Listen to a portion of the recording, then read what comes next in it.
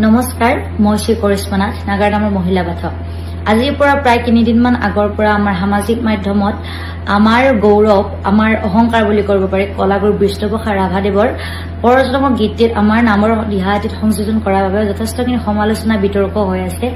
গতিকে মোক যদিও ক্ষমা বিচাৰৰ কথা কৈছিল কিন্তু ইমানখিনি সমালোচনাৰ পাছত মই মানসিকভাৱে ইমানখিনি সবল নাছিলো আৰু আজি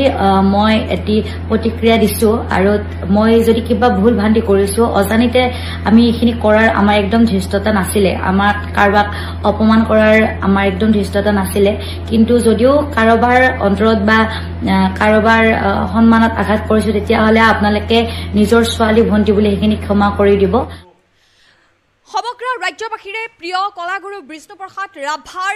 সৃষ্টি কালজয়ী সৃষ্টিক বিকৃত ৰূপত উপস্থাপন কৰি পুনৰ বিতৰ্কত সোমাই পৰা কৰিশ্মা নাথক এই মুহূৰ্তত নিষিদ্ধ কৰাৰ দাবী জনাইছে বিষ্ণুপ্ৰসাদ ৰাভাৰ পুত্ৰ হেমৰাজ ৰাভাই এই মুহূৰ্তৰ আটাইতকৈ ডাঙৰ খবৰ আমি জনাইছো কৰিশ্মা নাথ যিগৰাকী কৰিশ্মা নাথ নিশাটোৰ ভিতৰতেই পেপে নাগাৰা নামৰ এটা ভিডিঅ' ক্লিপৰ জৰিয়তে জনপ্ৰিয় হৈ পৰিছিল সেই কৰিশ্মা নাথে বিভিন্ন সময়ত বিভিন্ন ধৰণৰ গীত বিকৃত ৰূপত উপস্থাপন কৰি অহাৰ অভিযোগ উত্থাপন হৈ আহিছে আৰু এইবাৰ কলাগুৰু বিষ্ণুপ্ৰসাদ ৰাভাৰ কালজয়ী সৃষ্টিক যিদৰে অপমান কৰিছে সেই ভিডিঅ' হয়তো আপুনি নিশ্চিতভাৱে সামাজিক মাধ্যমত দেখিছে কলাগুৰু বিষ্ণুপ্ৰসাদ ৰাভাৰ সেই সৃষ্টিক যি ধৰণে বিকৃত ৰূপত উপস্থাপন কৰিছে অপমান কৰা হৈছে কলাগুৰু বিষ্ণুপ্ৰসাদ ৰাভাক আৰু এই যি অপমান এই অপমানক এতিয়া সহ্য কৰিব পৰা নাই সমগ্ৰ ৰাজ্যবাসীয়ে প্ৰতিক্ৰিয়া ব্যক্ত কৰি থকাৰ সময়তে এই মুহূৰ্তত বিষ্ণুপ্ৰসাদ ৰাভাৰ পুত্ৰ হেমৰাজ ৰাভাই সামাজিক মাধ্যমৰ জৰিয়তে প্ৰতিক্ৰিয়া ব্যক্ত কৰিছে আৰু অতি শীঘ্ৰেই কৰিশ্মা নাথক নিষিদ্ধ কৰাৰ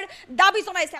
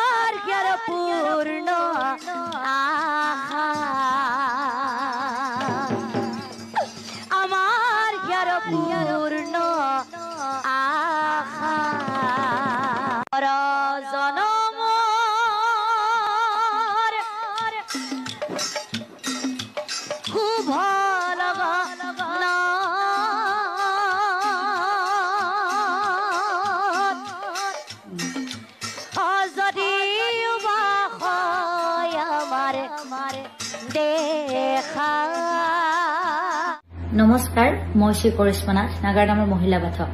আজিৰ পৰা প্ৰায় 3 দিনমান আগৰ পৰা আমাৰ সামাজিক মাধ্যমত আমাৰ গৌৰৱ আমাৰ অহংকাৰ বুলি কৰিব পাৰি কলাগুৰু বিষ্ণুপ্ৰসাদ ৰাভাদেৱৰ পৰজন্মৰ গীতটিত আমাৰ নামৰ দিহাটিত সংযোজন কৰাৰ বাবে যথেষ্টখিনি সমালোচনা বিতৰ্ক হৈ আছে গতিকে মোক যদিও ক্ষমা বিচাৰৰ কথা কৈছিল কিন্তু ইমানখিনি সমালোচনাৰ পাছত মই মানসিকভাৱে ইমানখিনি সবল নাছিলো আৰু আজি মই এটি প্ৰতিক্ৰিয়া দিছো আৰু মই যদি কিবা ভুল ভ্ৰান্তি কৰিছো অজানিতে আমি এইখিনি কৰাৰ আমাৰ একদম ধৃষ্টতা নাছিলে আমাৰ কাৰবাক অপমান কৰাৰ আমাৰ একদম ধৃষ্টতা নাছিলে কিন্তু যদিও কাৰোবাৰ অন্তৰত বা কাৰোবাৰ সন্মানত আঘাত কৰিছো তেতিয়াহ'লে আপোনালোকে নিজৰ ছোৱালী ভণ্টি বুলি সেইখিনি ক্ষমা কৰি দিব আৰু সমূহ অসমবাসীৰ ওচৰত আমি ক্ষমা প্ৰাৰ্থনা বিচাৰিছো যদি মই বা মোৰ দলতে কিবা ভুল ভ্ৰান্তি কৰিছো কাৰণ আমি উঠি অহা প্ৰজন্ম আমাক শিকাব লাগিলে আপোনালোকে শিকাব লাগিব ভুল দেখাবলৈ আপোনালোকে আঙুলিয়াই দিব লাগিব গতিকে আমাৰ ভুল হোৱাটো স্বাভাৱিক আৰু আপোনালোকে সেইখিনি আমাক দিহা পৰামৰ্শ দি কেতিয়াবালেও যদি আমাৰ এইখিনি দেখা পায় আপোনালোকে এইখিনি শুধৰাই দিব লগতে আমাৰ অগ্ৰজবিলাকে আমাৰ আধুনিক সুৰবিলাক ব্যৱহাৰ নকৰাকৈ আগৰ যিখিনি আমাৰ নামৰ নিজস্ব সুৰ আছে তেওঁলোকে আমাক সেইখিনি শিকাই দিব বুলি আশা কৰিলো লগতে আপোনালোকে যেন মোক নিজৰ ছোৱালী বা ভণ্টি বুলি সেইখিনি ক্ষমা কৰি দিয়ে আৰু আগৰ নিচিনাকৈ আপোনালোকে সকলোৱে আমাক মৰম দিব আশীৰ্বাদ কৰিব সদায় আমি যিহেতু অসমীয়া ছোৱালী মৃত্যুৰ দিনা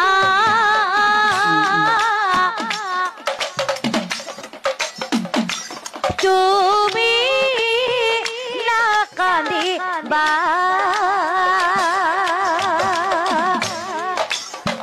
চাদৰৰে আচল চিঙি মোক ঢাকি দিবা চাদৰৰে আচল চিঙি